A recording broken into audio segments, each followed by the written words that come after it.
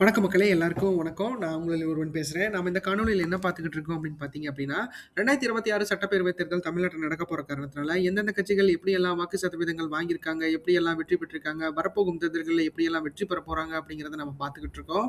அந்த வகையில நம்ம இன்னைக்கு பார்க்க போற தொகுதி என்னன்னு பார்த்தீங்க அப்படின்னா, திருவண்ணாமலை மாவட்டத்தில இருக்க செய்யார் தொகுதி தான் பார்க்க போறோம். வாங்க நிகழ்ச்சிக்கு போலாம். அதுக்கு முன்னாடி நம்ம சேனல சப்ஸ்கிரைப் பண்ணிக்கங்க மக்களே. சப்ஸ்கிரைப் பண்ணி நோட்டிஃபிகேஷன் ஆன் பண்ணி வச்சுக்கங்க. செய்யார் தொகுதியை பொறுத்தளவுக்கு பார்த்தீங்க அப்படின்னா, 16 முறை சுதந்திரம் பெற்றதற்கு பின் எலெக்ஷன்கள் நடந்திருக்கு. இந்த 16 முறை எலெக்ஷன்கள்ல திமுக தான் அதிக முறை வெற்றி பெற்றிருக்காங்க. திமுக பொறுத்தமட்டில் பார்த்தீங்க அப்படின்னா, 1962, 1967, 1967, 1971, 1980, 1989, 2021 இந்த இடத்துல வெற்றி பெற்றிருக்காங்க அப்படிங்கிறது குறிப்பிடத்தக்கது. அதிமுக பொறுத்தமட்டில் பார்த்தீங்க அப்படின்னா, 1984, 1991, 2011, 2016 இந்த இடத்துல வெற்றி பெற்றிருக்காங்க. அடுத்து இந்திய தேசிய காங்கிரஸ் 1957லயும் 2006லயும் வெற்றி பெற்றிருக்காங்க. அடுத்து பாட்டாளி மக்கள் கட்சி 2001ல வெற்றி பெற்றிருக்காங்க. அடுத்து காமன்வெல்த் பார்ட்டி பார்த்தீங்க அப்படின்னா, இது ஆரம்ப கால பார்ட்டியா இருக்கு. இது ஒரு அமைப்பா இருந்துச்சு. அப்புறமேட்டு இந்திய தேசிய காங்கிரஸோட அவர் இணைத்துட்டாரு. ஸோ 1952ல இவர் வந்து வெற்றி பெற்றிருக்கிறாரு அப்படிங்கிறது குறிப்பிடத்தக்கது. ஆக மொத்தத்துல 16 முறை எலெக்ஷன்கள்ல 8 முறை திமுகவும், 6 முறை வந்து அதிமுக, 4 முறை அதிமுகவும், 2 முறை வந்து இந்திய தேசிய காங்கிரஸும், 1 முறை வந்து பாட்டாளி மக்கள் கட்சியும், 1 முறை வந்து காமன்வெல்த் பார்ட்டியும் வெற்றி பெற்றிருக்காங்க அப்படிங்கிறது குறிப்பிடத்தக்கது.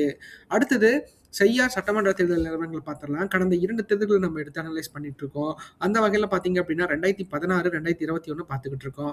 2016 பொறுத்தமட்டில் பார்த்தீங்க அப்படின்னா, இந்த தொகுதியில அதிமுக தான் வெற்றி பெற்றிருக்காங்க அப்படிங்கிறது குறிப்பிடத்தக்கது. அதிமுக சார்புல பார்த்தீங்க அப்படின்னா, கே. மோகன் அப்படிங்கிறவர் போட்டியிட்டு இருக்காரு. அவரு 77,766 வாக்குகளும் 38.20% பெற்று இந்த இடத்துல வந்து அவரு வெற்றி பெற்றிருக்காரு அப்படிங்கிறது குறிப்பிடத்தக்கது. அடுத்து Indian national Congress சார்புல MK. Vishnu Prasad அப்படிதான் போட்டியிட்டு இருக்காரு. அவரு 69,239 வாக்குகளும் 34% பெற்று இந்த இடத்துல வந்து அவரு 2ஆம் இடத்த பிடிச்சிருக்காரு. அடுத்து பாட்டாளி மக்கள் கட்சி சார்புல இந்த இடத்துல ஜி. சீனிவாசன் அப்படிங்கிறவர் போட்டியிட்டு 37,491 வாக்குகளும் 18.40% பெற்று இந்த இடத்துல வந்து 3ஆம் இடத்த பிடிச்சிருக்காங்க. அடுத்து மக்கள் நல கூட்டணி சார்புல இந்த இடத்துல தேமுதிக தான் நின்றுருக்காங்க. பி. சரவணன் அப்படிங்கிறவர் போட்டியிட்டு 10,855 வாக்குகளும் 5.3% பெற்று இந்த இடத்துல வந்து 4ஆம் இடத்த பிடிச்சிருக்காங்க அப்படிங்கிறது குறிப்பிடத்தக்கது. அடுத்து 2021 தேர்தலை பொறுத்தமட்டில் பார்த்தீங்க அப்படின்னா, இந்த தொகுதியில டிஎம்கே தான் வெற்றி பெற்றிருக்காங்க. டிஎம்கே சார்புல ஓ. ஜோதி அப்படிங்கிறவங்க போட்டியிட்டு 1,02,460 வாக்குகளும் 48.20% பெற்று மிகப்பெரிய வெற்றியை இந்த இடத்துல பதிவு செஞ்சிருக்காங்க அப்படிங்கிறது குறிப்பிடத்தக்கது. அடுத்து அதிமுக சார்புல கே. மோகன் மறுபடியும் அவர் தான் போட்டியிட்டு இருக்காரு. அவரு 90,189 வாக்குகளும் 42.40% பெற்று இந்த இடத்துல வந்து அவரு வெற்றி பெற்று 2ஆம் இடத்த பிடிச்சிருக்காரு. அடுத்து நாம் தமிழர் கட்சி சார்புல ஜி. பீம் ஜி. பீமன் அப்படிங்கிறவர் போட்டிட்டு இருக்காரு. அவர் 12,192 வாக்குகளும் 5.7% பெற்று இந்த இடத்துல வந்து அவரு 3ஆம் இடத்த பிடிச்சிருக்காரு அப்படிங்கிறது குறிப்பிடத்தக்கது. ஆக மொத்தத்துல பார்த்தீங்க அப்படின்னா, இந்த இடத்துல டிஎம்கே வந்து 2021ல மிகப்பெரிய வெற்றியை பதிவு செஞ்சிருக்காங்க அப்படிங்கிறது நம்மளுக்கு கண்கூடா தெரியுது. அடுத்து செய்யார் மக்களவைத் தேர்தல் நிலவரங்கள் பார்த்தலாம். நம்ம 2 தேர்தல்கள பார்த்துக்கிட்டு இருக்கோம். மக்களவைத் தேர்தல்கள்ல 2019, 2024. 2019 பொறுத்தமட்டில் பார்த்தீங்க அப்படின்னா, இந்த தொகுதியில திமுக தான் வெற்றி பெற்றிருந்துச்சு. இது ஆரணி நாடாளுமன்ற தொகுதியா வரும். அந்த வகையில பார்த்தீங்க அப்படின்னா, MK. Vishnu Prasad Indian national Congress சார்புல போட்டியிட்டு 1,18,921 வாக்குகளும் 58 அடுத்து 3ஆம் இடத்துல ஒரு இண்டிபெண்டன்ட் கேண்டிடேட் 5% வாங்கியிருக்காரு. அடுத்து 4ஆம் இடத்துல நாம் தமிழர் கட்சி சார்புல தமிழரசி அப்படிங்கிறவங்க போட்டியிட்டு இந்த இடத்துல 9,598 வாக்குகளும் 4.74% பெற்று இந்த இடத்துல வந்து அவங்க 4ஆம் இடத்த பிடிச்சிருக்காங்க.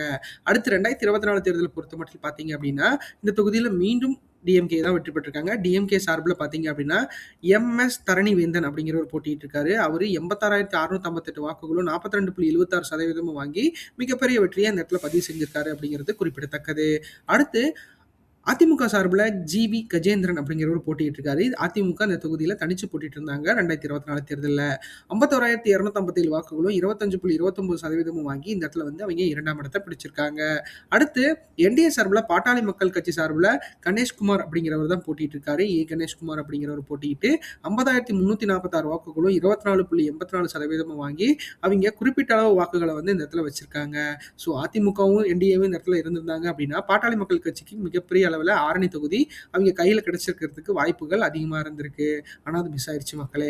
அடுத்து பார்த்தீங்க அப்படின்னா, நாம் தமிழர் கட்சி சார்புல இந்த இடத்துல கே. பாக்கியலட்சுமி அப்படிங்கிறவங்க போட்டியிட்டு 14,385 வாக்குகளும் 7.10% பெற்று இந்த இடத்துல வந்து அவங்க 4ஆம் இடத்த பிடிச்சிருக்காங்க அப்படிங்கிறது குறிப்பிடத்தக்கது. அடுத்தது பார்த்தீங்க அப்படின்னா, நாம செய்யார் தொகுதி 4 தேர்தல் நிலவரங்கள் பார்த்துரலாம். அந்த வகையில பார்த்தீங்க அப்படின்னா, அதிமுக கூட்டணியில அதிமுக பொறுத்தமட்டில் 2016ல 38.20%, 2019ல 33.18%, 2021ல 42.40%, 2024ல 25.29% பெற்று இந்த இடத்துல வந்து தனிச்சு அவங்களுக்கு ஒரு பாதி அளவு வாக்குகள் வெற்றி பெறும் அளவுக்கு இருக்கு. அதே அவங்க பலம் வாய்ந்த கூட்டணிகளோட இணைந்து செயல்பட்டாங்க அப்படின்னா மிகப்பெரிய வெற்றியை பதிவு செய்ய வாய்ப்புகள் அதிகமா இருக்கிறத நம்மளால உறுதியா சொல்ல முடியும்.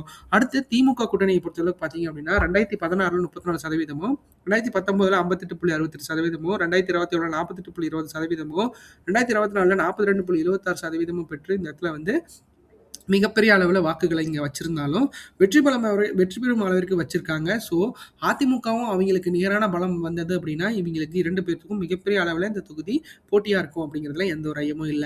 அடுத்து நாம் தமிழரை பொறுத்தமட்டில் பார்த்தீங்க அப்படின்னா, 2016ல 4.74%, 2019ல 2.82%, 2021ல 7.10%, 2024ல 8.19% பெற்று இந்த இடத்துல வந்து ஒரு குறிப்பிட்ட அளவு வாக்குகள வச்சிருக்காங்க அப்படிங்கிறது நம்மளுக்கு கண்கூடா தெரியுது. அடுத்து செய்யார் தொகுதி வாக்காளர்கள் நிலவரத்த பத்தி பார்த்துரலாம். அந்த வகையில பார்த்தீங்க அப்படின்னா, மொத்த வாக்காளர்களா 2,77,467 பேர் வாக்காளர்களா பதிவு செய்யப்பட்டிருக்காங்க. அதுல 1,37,467 ஆண்களும், 1,39,989 பெண் வாக்காளர்களும் இந்த இடத்துல வாக்காளர்களா பதிவு செய்யப்பட்டிருக்காங்க அப்படிங்கிறது குறிப்பிடத்தக்கது. 11 பேர் வந்து 3ஆம் பாலினத்தவர் இந்த இடத்துல வாக்காளர்களா பதிவு செய்யப்பட்டிருக்காங்க. அடுத்து வாக்காளர்களையே ஏஜ் வைஸ் கேட்டகரின்னு பார்க்குறப்ப பார்த்தீங்க அப்படின்னா, 18 வயசுலேருந்து 34 வயசு வரைக்கும் இருக்கீங்க பார்த்தீங்கன்னா, 46,464 ஆண்களும், 47,316 பெண்களும் இந்த இடத்துல வாக்காளர்களா பதிவு செய்யப்பட்டிருக்காங்க. 35 வயசுலேருந்து 54 வயசு வரைக்கும் இருக்கீங்க பார்த்தீங்க அப்படின்னா, 58,836 ஆண்களும், 59,915 பெண்களும் இந்த இடத்துல வாக்காளர்களா பதிவு செய்யப்பட்டிருக்காங்க அப்படிங்கிறது குறிப்பிடத்தக்கது. 54 வயசுலேருந்து 65 வயசுக்கு மேல இருக்கீங்க பார்த்தீங்க அப்படின்னா, 32,167 ஆண்களும், 32,757 பெண்களும் இந்த இடத்துல வாக்காளர்களா பதிவு செய்யப்பட்டிருக்காங்க அப்படிங்கிறது குறிப்பிடத்தக்கது. அடுத்து பார்த்தீங்க அப்படின்னா, செய்யார் தொகுதி வாக்குப்பதிவு சதவீதங்கள் பார்த்துரலாம். அந்த வகையில கடந்த 8 தேர்தல்கள்ல எப்படியெல்லாம் வாக்கு சதவீதங்கள் பெற்றிருக்காங்க அப்படிங்கிறத பார்க்கலாம். 1989ல 72.60%, 1991ல 72.40%, 1996ல 76.50%, 2001ல 71.80%, 2006ல 80%, 2011ல 84.90%, 2016ல 83.50%, 2021ல 85.30% இந்த இடத்துல வாக்குகள் பதிவாயிருக்கு அப்படிங்கிறது குறிப்பிடத்தக்கது மக்களே. 2026 தேர்தல் வாக்குப்பதிவு எதிர்பார்ப்பு சதவீதத்தை பொறுத்தளவுக்கு இந்த தொகுதியில 84.40% இருக்கிறதுக்கு வாய்ப்புகள் அதிகமா இருக்கு. ஆக மொத்தத்தில் இந்த செய்யார் தொகுதி மக்கள் 100% பண்ணுவாங்க அப்படிங்கிறதுல எந்த ஒரு ஐயமும் இல்ல. அடுத்து பார்த்தீங்க அப்படின்னா, செய்யார் தொகுதி வாக்கு எதிர்பார்ப்பு 2026 பொறுத்த மட்டும் எப்படி எல்லாம் வாக்கு சதவீதங்கள் வாங்கி வெற்றி பெற போறாங்க அப்படிங்கிறத பார்க்கலாம். அந்த வகையில இந்த தொகுதியில அதிமுக வெற்றி பெறுவதற்கான வாய்ப்புகள் அதிகமா இருக்கு. ஏன்னா அதிமுக பொறுத்த மட்டும் 39.70%, 92,963 வாக்குகளும் பெறுவதற்கு வாய்ப்புகள் இருக்கு. ஏன்னா இந்த தொகுதியை பொறுத்தளவுக்கு பார்த்தீங்க அப்படின்னா, என்னதான் திமுக வந்து 2021ல பிடிச்சிருந்தாலும் அது வந்து ஒரு குறிப்பிட்ட அளவு வாக்குகள் மட்டும்தான். ஏன்னா அதிமுக இந்த அதிருப்தி காரணமாக நடைபெற்றது. பட் ஆனா பார்த்தீங்க அப்படின்னா, இப்ப திமுக மேல மிகப்பெரிய அளவு அதிருப்தி வந்து இந்த மக்களிடையே இருக்க காரணத்தினால கண்டிப்பா அதிமுகவுக்கு ஒரு வாய்ப்பு இருக்கிறத நம்மளால உறுதியா சொல்ல முடியும். ஆக மொத்தத்துல பார்த்தீங்க அப்படின்னா, நம்மளுக்கு அதாவது அதிமுக பொறுத்தமட்டில் இந்த தொகுதியில வெற்றி பெறுவதற்கான சாத்தியக்கூறுகள் அதிகமா இருக்கிறத நம்மளால உறுதியா சொல்ல முடியும். அடுத்து திமுகவை பொறுத்தளவுக்கு பார்த்தீங்க அப்படின்னா, திமுக கூட்டணியை பொறுத்தளவுக்கு 38.02%, 89,028 வாக்குகளுக்கு மேல பெறுவதற்கு வாய்ப்புகள் இருக்கு. ஏன்னா அவங்கள இப்ப பார்த்தீங்க அப்படின்னா, அவங்க 2021 தேர்தலில் மிகப்பெரிய வெற்றியை பதிவு செஞ்சிருந்தாலும் அதுக்கப்புறம் நடந்த தேர்தலுக்குள்ள கொஞ்சம் கணிசமான வாக்குகள் மட்டும்தான் பெற்றிருந்தாங்க. ஸோ அதெல்லாம் வச்சு பார்க்குறப்ப எப்படி என்ன மாதிரியான வாக்குகள் வாங்க போறாங்க அப்படிங்கிறத நம்ம பொறுத்திருந்து பார்க்கலாம். ஆக மொத்தத்தில் திமுகவை பொறுத்த மட்டும் பார்த்தீங்க அப்படின்னா, வட மாவட்டங்கள்ல ஒரு அதிருப்தி வந்து எல்லா இடத்துலயும் நிலவிட்டிருக்க காரணத்தினால அவங்களுக்கு தென் மாவட்டங்கள் மிகப்பெரிய அளவில் ஸ்ட்ராங் ஆயிட்டு இருக்கு. பட் வட மாவட்டங்களும் கொங்கு மாவட்டங்களும் மிகப்பெரிய அளவில் வீக்கா இருக்கிறத நம்மளால உறுதியா பார்க்க முடியுது. ஏன்னா தமிழக வெற்றி கழகத்தோட வருகையால விஜய் அவர்களை பொறுத்தளவுக்கு டிவிகேக்கும் டிஎம்கேக்கும் தான் போட்டி அப்படிங்கிற மாதிரி அவர் பேசிட்டு இருக்காரு. ஸோ அந்த வகையில பார்த்தீங்க அப்படின்னா டைரக்டா திமுகக்கு மிகப்பெரிய அளவில் வந்து ஒரு த்ரெட்டினிங் இருக்கிறத நம்மளால பார்க்க முடியும். அதாவது பார்த்தீங்க அப்படின்னா வாக்குகளை பொறுத்தளவுக்கு டிஎம்கேக்கு மிகப்பெரிய அளவில் அந்த சிறுபான்மையர் மக்கள் மற்ற எல்லா சின்ன மக்கள் தான் போட்டுட்டு இருந்தாங்க. ஸோ அவங்க பார்த்தீங்க அப்படின்னா இப்போ தமிழக வெற்றி கழகத்தோட சப்போர்ட்டை வந்து காரணமா இருக்க காரணத்தினால டிஎம்கே மிகப்பெரிய அளவுல ஒரு சலனம் ஏற்பட போகுது. ஸோ அத வந்து எப்படி மு.க. ஸ்டாலின் அவர்கள் வந்து கேரி ஓவர் பண்ணிட்டு போயி, உதயநிதி ஸ்டாலின் அவர்களோட வழிகாட்டுதல்ல எப்படி பண்ண போறாரு அப்படிங்கிறத நம்ம பார்க்கலாம். ஆக மொத்தத்துல டிஎம்கேவ பொறுத்தளவுக்கு இப்போ வரைக்கும் ஸ்ட்ராங்கா தான் இருக்காங்க மக்களே. அந்த அந்த அந்த அது எப்படி சொல்றது அப்படின்னா, இத்தன பேர் வந்தாலும் டிஎம்கேவ அழிக்க முடியாதுங்கிறத அவிங்க உறுதிப்பாடோட சொல்லிட்டு தான் இருக்காங்க. ஸோ கண்டிப்பா வந்து அவிங்க எல்லா தேர்தல்களையும் சந்திச்சு எல்லா இடத்துலயும் வந்து புழங்கிட்டு வந்திருக்காங்க அப்படிங்கிற மாரி தான் இருக்கு. ஸோ இந்த தொகுதிய பொறுத்தளவுக்கு அவிங்களோட போட்டி மனப்பான்மை எப்படி இருக்கும் அப்படிங்கிறத நம்ம பொறுத்திருந்து பார்க்கலாம். ஆனா, இதுல சைலன்ட்டா எல்லா இடத்துலயும் வெற்றி பெற போறது யாருன்னு பார்த்தீங்கன்னா, அதிமுக தான். ஸோ அதிமுகக்கு இந்த தேர்தல் வந்து மிகப்பெரிய அளவுல வாழ்வா சாவா இருந்தாலும், கொஞ்சம் சேஃப் ஜோனுக்கு அவிங்க போயிட்டுருக்காங்க அப்படிங்கிறதுல மிகப்பெரிய அளவுல ஒரு ஒரு எப்படி சொல்றது? மிகப்பெரிய அளவுல ஒரு சந்தோஷமான விஷயமா கருதப்படுது. பார்க்கலாம் அது எப்படி நடக்க போகுது. ஏன்னா, மக்களோட மனநிலைமை வந்து மிகப்பெரிய அளவுல மாற்றம் ஏற்படக்கூடியது. அது எப்படி வேணா மாறும். ஸோ இப்ப இருக்கிற கருத்து நிலைமைய பொறுத்து நான் இத கூறுறேன். அடுத்து நாம் தமிழர பொறுத்தமட்டில் பார்த்தீங்க அப்படின்னா 7.37% 17,260 வாக்குகளுக்கு மேல பெறுவதற்கு வாய்ப்புகள் இருக்கு.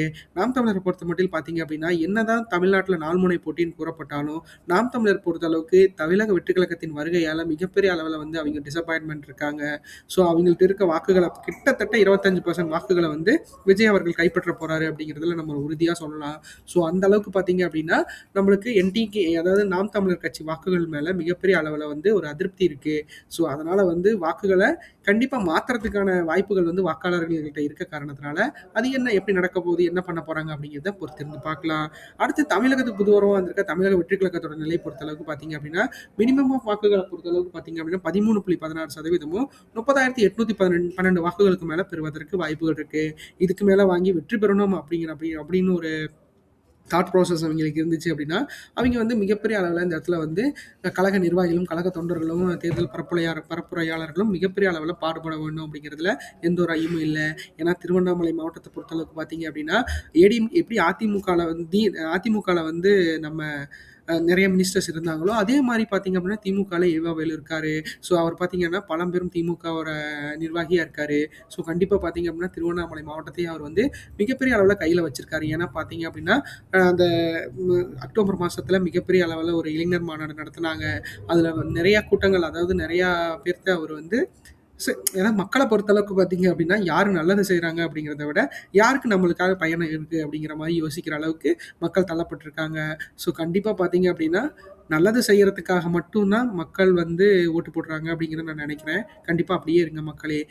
அடுத்து 2026 தேர்தல் கூட்டணி எதிர்பார்ப்பு பார்க்கலாம். அந்த வகையில பார்த்தீங்க அப்படின்னா, இந்தந்த கூட்டணிகள் இணைந்தது அப்படின்னா, மேற்கூறிய வாக்குகள் கிடைக்கிறதுக்கு வாய்ப்புகள் இருக்கிறத நம்மளால உறுதியா சொல்ல முடியும்.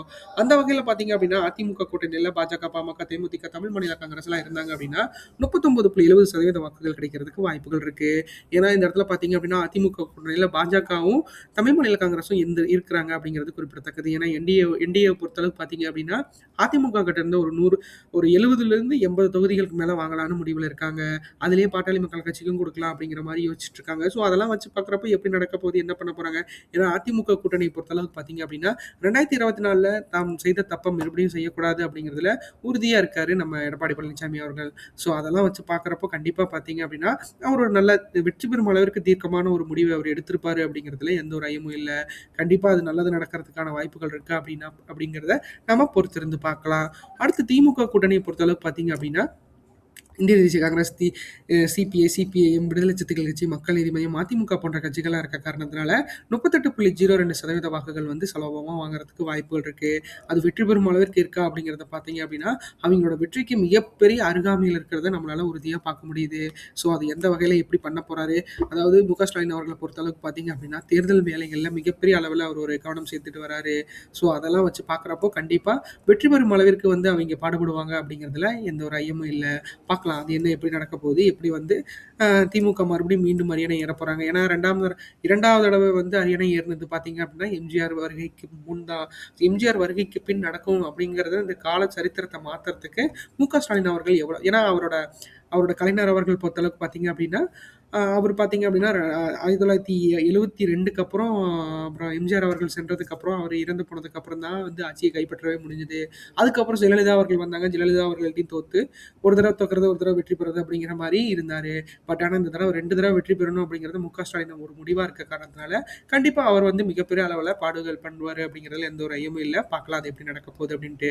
அடுத்து நாம் தமிழர பொறுத்தமட்டில் பார்த்தீங்க அப்டின்னா, தனிச்சையா தான் போட்டியிட தான் வாய்ப்புகள் இருக்கு. ஏன்னா, நாம் தமிழர பொறுத்தமட்டில் பார்த்தீங்க அப்டின்னா, இப்ப வரைக்கும் கூட்டணிகள பற்றி அவங்க எங்கேயுமே விவாதிக்கல. ஸோ கூட்டணிகளோட இணைவாங்களா அப்படிங்கிறதே மிகப்பெரிய அளவுல கேள்விக்குறியா இருக்க காரணத்தினால, 7.37% வந்து தனிச்சு போட்டியிட்டா கிடைக்கிறதுக்கு வாய்ப்புகள் இருக்கு.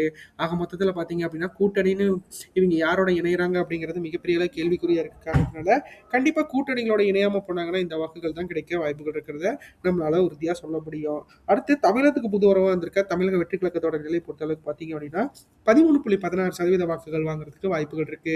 ஏன்னா, அவைங்கள பொறுத்தளவுக்கு கூட்டணிகள பற்றி இப்போ வரைக்கும் எங்கேயுமே விவாதிக்கல. ஸோ, நாங்க இந்த கூட்டணியில இணையிறோம் அப்படிங்கிற ஒரு காசிப்ஸ் மட்டும் காங்கிரஸோட மட்டும் வந்திருக்கு. ஸோ, காங்கிரஸோட அவைங்க இணைந்தாங்க அப்படின்னா, ஒரு 25 டூ 30% வாக்குகள் வந்து பெறுவதற்கு வாய்ப்புகள் இருக்கு. ஏன்னா, காங்கிரஸ பொறுத்தமட்டில் பார்த்தீங்க அப்படின்னா, அவைங்க ரொம்ப நாளா 2014க்கு அப்புறம் பார்த்தீங்க அப்படின்னா, திமுக கூட்டணியிலருந்து அவைங்க விலகவே இல்ல. ஸோ, அந்த வகையில பார்த்தீங்க அப்படின்னா, அவைங்க ஒரு அந்த இந்தியா கூட்டணி மிகப்பெரிய அளவுல ஒரு நல்ல ஒரு ஜெல் மாரி ஒட்டியிருக்காங்க. ஸோ, கண்டிப்பா வந்து அதுலருந்து பிரிஞ்சு வரதுங்கிறது மிகப்பெரிய அளவுல கேள்விக்குறியான விஷயங்களா இருக்கு.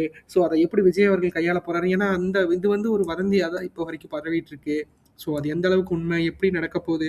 யார் இதுக்கு சப்போர்ட் பண்ண போறாங்க? அப்படிங்கிறத நாம பொறுத்திருந்து பார்க்கலாம். ஆக மொத்தத்தில தமிழக வெற்றி கழகத்துக்கு அதிமுக கூட்டணியோட இணைந்தாங்க அப்படின்னா, 200 தொகுதிக்கு மேல பெறுவதற்கு வாய்ப்புகள், சாத்தியக்கூறுகள் அதிகமா இருக்கிறத நம்மளால உறுதியா சொல்ல முடியும். ஸோ, ஆக மொத்தத்தில பார்த்தீங்க அப்படின்னா, அது எப்படி நடக்கப் போகுது, என்ன பண்ண போறாங்கன்னு தெரியல. பார்க்கலாம். அது வந்து விஜய் அவர்களோட கையிலயும், அந்த கழக நிர்வாகிகளோட கையில தான் இருக்கு. கே.ஏ. செங்கோட்டையன் அவர்கள் இணைந்ததுக்கு பின், அதிமுகவோட இணையறதுக்கு மிகப்பெரிய அளவுல வாய்ப்புகள் குறைவா இருக்கு. ஸோ, பார்க்கலாம் அது நடக்கப் போறது என்னங்கிறது. ஏன்னா, எப்படி வேணாலும் மாற்றங்கள் ஏற்படலாம். ஸோ, அந்த மாற்றங்கள பொறுத்து தான் இந்த வெற்றி வித்தியாசங்கள் கூட மாறுறதுக்கு வாய்ப்புகள் இருக்கு. வாக்குகள் மாறலாம். வெற்றி வித்தியாசங்கள் வாய்ப்புகள் இருக்கிறத நம்மளால முடியும். ஆக மொத்தத்தில அது என்ன நடக்க போகுது, எப்படி பண்ண போறாங்க அப்படிங்கிறத நம்ம பொறுத்திருந்து பார்க்கலாம். இந்த காணொளி உங்களுக்கு ரொம்ப பிடிச்சிருக்கும்னு நினைக்கிற மக்களே, நம்ம சேனல சப்ஸ்கிரைப் பண்ணுங்க, லைக் பண்ணுங்க, ஷேர் பண்ணுங்க, கமெண்ட் பண்ணுங்க. நம்ம ஒவ்வொரு நாளும் ஒவ்வொரு தொகுதி அப்படிங்கிற ஒரு காணொளியில போயிட்டுருக்கோம். கண்டிப்பா அது உங்களுக்கு பிடிக்கும்னு நம்புறேன். கண்டிப்பா நம்ம சேனல சப்ஸ்கிரைப் பண்ணி வச்சுக்கோங்க மக்களே. நன்றி, வணக்கம்.